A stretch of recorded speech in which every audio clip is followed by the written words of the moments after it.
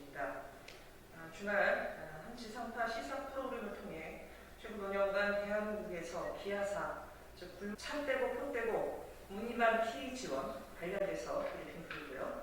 끝으로 오늘부터 신학기 개학이 됐습니다. 안전한 교육 환경 만들어달라는 브리핑 3가지 드리겠습니다. 지난 주말 한 지상파 시사 프로그램을 통해 최근 5년간 대한민국에서 기아사, 즉 굶어 죽은 국민이 무려 57명이나 된다는 보도가 있었습니다. GDP 기준 세계경제대국 10위인 대한민국에서 현재 비자발적으로 굶어 죽는 사람이 있을 것이라고는 생각조차 하기 어렵습니다. 실로 믿기 어려운 현실로 날로 심화되는 양극화의 극단적인 단면을 보여준 것입니다. 참혹하고 끔찍한 현실입니다. 2015년부터 2019년까지 매년 평균 12명이 굶어 죽은 것인데 이는 국가수가 부검으로 확인된 기아사로 확인되지 않은 기아사는 더 많을 것이라는 것이 전문가들의 의견입니다. 특히 작년은 코로나19로 실직 폐업 등으로 일자리를 잃은 비자발적 실직자 수가 219만 명으로 처음으로 200만 명을 돌파했습니다.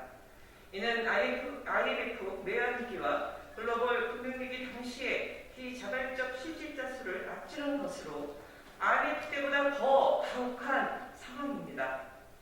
작년 한 해 국가수가 추정하는 기아사는 15명으로 대한민국을 강타한 코로나19로 인해 드러나지 않은 기아사는 더 많을 것이라는 것은 과장이 아닐 것입니다. 조금 목표로 연명하던 보릿고개 시절도 아닌데 하루하루 굶는 날이 많아지는 국민이 늘어난다는 것은 분명 대한민국 복지 시스템이 제대로 작동하고 있지 않다는 반증일 것입니다. 전문가들은 기아사는 질병과 일자리 단절, 빈곤, 사회적 고립의 악순환 속에서 일어나는 구조적인 문제로 진단하고 있습니다.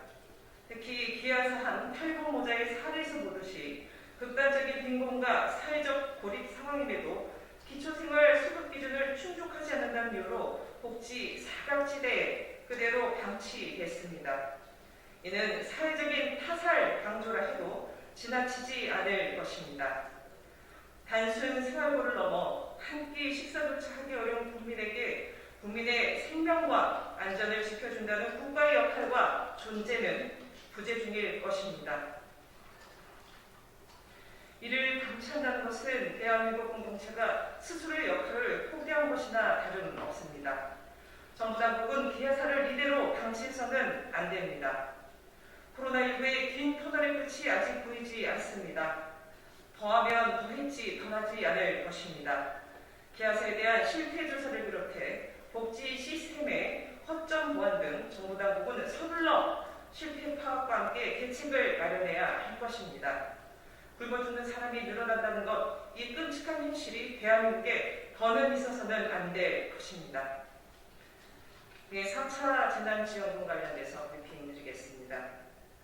4차 재난지원금을 위한 추경안이 오늘 국무회의를 거쳐 곧 국회에 제출될 것으로 보입니다. 말만 무성했던 4차 재난지원금이 이제라도 현실화된 것은 그나마 다행입니다. 그러나 속내를 들춰보니 차떼고 콧떼고 무늬만 재난지원, 무늬만 손실보상입니다. 정부 여당이 지속되는 민생위기에 땡질로 대응하겠다는 것이 아니라면 제대로 된 손실보상제 도입을 위한 협의에 적극 나설 것을 강력하게 촉구합니다.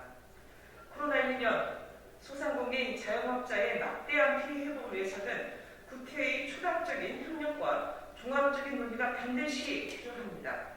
따라서 우리 당은 현안되게 국회 코로나 민생특위 구성과 특별법을 통한 손실보상제 도입을 강력하게 요구해 왔습니다. 그러나 집권여당은 이 요구를 외면한 채 지난 26일 소상공인법 개정안을 발표했습니다. 그러나 이 개정안은 손실보상 대상이 대폭 축소됐고 특구노동자, 프리랜서, 일용직, 노점상 등 일반 피해 시민에 대한 지원은 아예 원천적으로 제외되어 있습니다. 보상 수준 또한 지금까지 해온 임의적 지원과 전혀 다를 바가 없습니다. 더욱이 이제까지 제외하고 3월 30일 의결 시부터 적용하겠다고 합니다. 한마디로 무늬만 보상법인 것입니다. 선거에만 혈안인의 가덕도 신공항 노래만 부르고 있는 집권여당의 안일한 민생위기 대처에 국민의 한숨이 깊어지고 있습니다. 그러나 4차 재난지원금도 정부 여당의 다시 말씀드리겠습니다. 한숨이 깊어지고 있습니다. 그러니 4차 재난지원금도 정부 여당의 진정성을 의심받고 성공이라는 비판이 나온 것은 분명히 알아야 할 것입니다. 아울러 정치법 일각에서 지원과 보상의 범위에 노점상이 포함된 것에 대한 비판이 나오고 있습니다. 세금을 내지 않으면 지원해서는 안 된다는 것입니다. 그러나 면세자일수록 소득이 적고 지원이 절실히 필요한 대상이라는 점에서 이는 업을 성습입니다. 코로나 쓰나미에 민생 위기는 더 넓어지고 깊어졌습니다. 이제는 일회성 지원으로 뚝이난 구멍만 막아서 해결될 수 있는 선을 이미 넘어섰습니다. 민생의 뚝이 무너지지 않도록 손실보상제에 튼튼한 지지대를 세워야 합니다. 국회 코로나 민생특위 구성을 다시 한번 강력히 촉구합니다. 다음은 신학기 개학과 관련돼서 말씀드리겠습니다. 신학기를 맞아 오늘부터 초등학교 1, 2학년, 고등학교 3학년은 매일 등교를 시작합니다. 코로나 상황 악화로 등교하지 않고 온라인 수업으로 진행하는 기간이 길어지면서 소득별, 계층별 아이들의 학습 격차 우려가 심화됐습니다.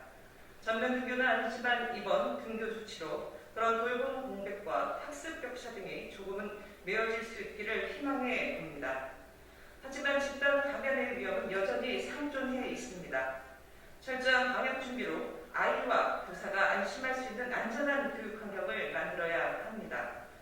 교육부 시설 종사자들의 백신 접종 시기가 3분기로 예정되어 있는데 이를 앞당기는 방안도 검토해야 할 것입니다.